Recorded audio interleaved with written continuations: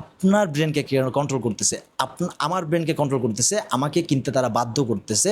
আজকে দেশের যতগুলা সুপারমার্কেট আছে, সেগুলার মার্কেটিং স্ট্র্যাটেজি শুনি না আমি আসলে খুবই অবাক।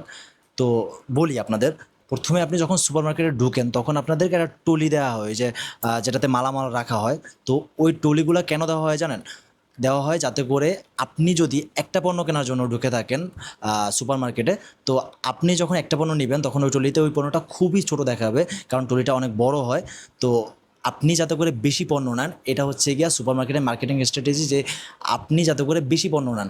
আপনি যখন একটা পণ্য নেবেন সেখানে আপনার মানে এটা ওই যে মেইল ইগো অথবা হচ্ছে মানুষের ইগো বলতে একটা জিনিস আছে, যে উনি আমার থেকে বেশি নিছে, অথবা এই টলিটা এত ছোট, আমি একটা পণ্য নিলে এটা আমি যখন কাউন্টারে যাব তখন আমার কাছে নিজেকে ছোট মনে হবে। তো আপনি সেই চিন্তা কইরাও যাতে করে বেশি পণ্য নেন, এই জন্য তারা ওই টলিটা প্রথমেই আপনাকে ঢোকার সাথে সাথে দেয়।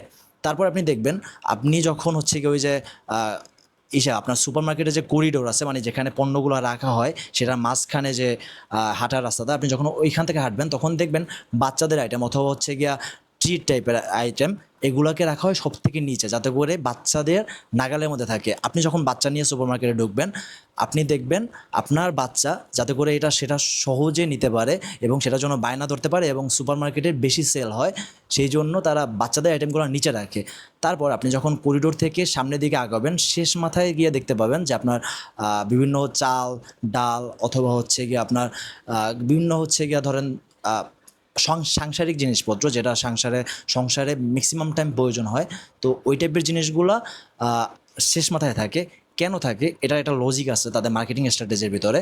লজিকটা হচ্ছে গিয়ে, আপনি যখন ওই করিডোর থেকে হাঁটবেন, করিডোরটা ম্যাক্সিমাম সুপার মার্কেটে করিডোরটা বড় হয়।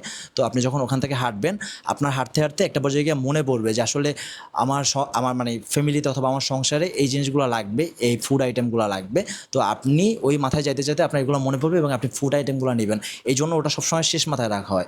তারপরে আপনি আরেকটা জিনিস লক্ষ্য করবেন, যে সুপার মার্কেটের ঢোকার রাস্তা একটা এবং বের হওয়ার রাস্তা আরেকটা।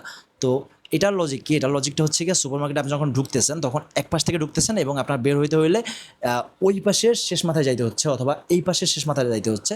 তো আপনি যখন শেষ মাথায় যাচ্ছেন, আপনি বিভিন্ন আইটেমগুলো দেখতেছেন এবং আপনার কেনার আগ্রহ বাড়তেছে, কারণ হচ্ছে গিয়ে আপনার ওইখানে নিত্য প্রয়োজনীয় জিনিসপত্র হইতো।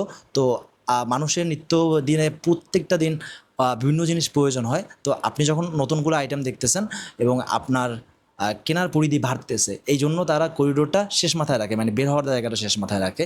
এবং সর্বশেষ আপনি যখন পেমেন্ট দিতে যাবেন, তো পেমেন্ট দেওয়ার জন্য আপনি যে কাউন্টারে যাবেন, সেই কাউন্টারে যাওয়ার পর আপনি দেখতে পাবেন যে ওইখানে সহজলভ্য, যেমন আইসক্রিম, জুস অর হচ্ছে গিয়া বাচ্চাদের খেলনা টাইপের আইটেম, এই আইটেমগুলো সবসময় সামনে রাখা হয় যাতে করে আপনি বের হওয়ার টাইমেও তাদের সেল হয়, তাদের বিক্রি বেশি হয়।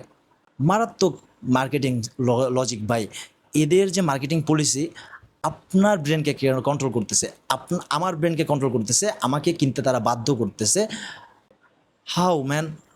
অবাক করার মতো ব্যাপার। আপনি মানে আমাদের কাছে ব্যাপারগুলো খুবই মানে সহজ মনে হয়, যে তারা এটা খুবই নরমালি করতেছে অথবা আমাদেরকে সার্ভিস দিচ্ছে, বাট এই সার্ভিসের ভিতর থেকেও তাদের সেল বাড়াচ্ছে তারা। ক্যান ইউ ইমাজিন যে তারা মার্কেটিং লজিকটা খাটাচ্ছে কি, যে আমার ব্রেনকে বাধ্য করতেছে তাদের পণ্য কিনতে এবং তাদের সেল বাড়তেছে শুধুমাত্র কিছু সামান্য সামান্য মার্কেটিং লজিক দিয়ে তারা তাদের সেল বাড়াচ্ছে। হাউ!